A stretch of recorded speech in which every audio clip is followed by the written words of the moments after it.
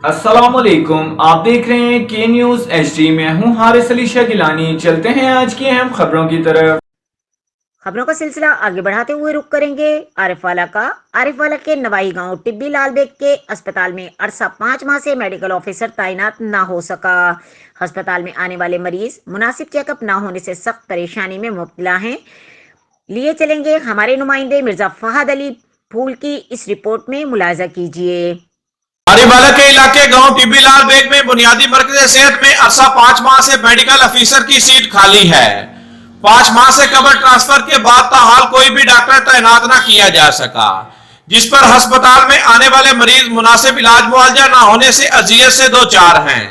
सरापा एहतजाज बने अवाम का कहना है हुकाम को बार बार कहने के बावजूद भी डॉक्टर की तैनाती न हो सकी।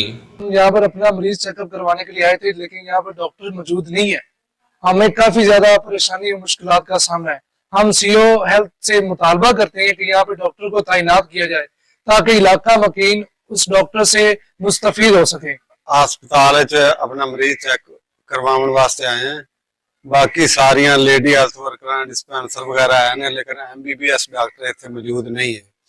ज्यादा दवाई लैन वास्ते या दवाई देने वास्ते सानू भी मुश्किलात का सामना करना पड़ता है। अच्छा डॉक्टर मुहैया नहीं है।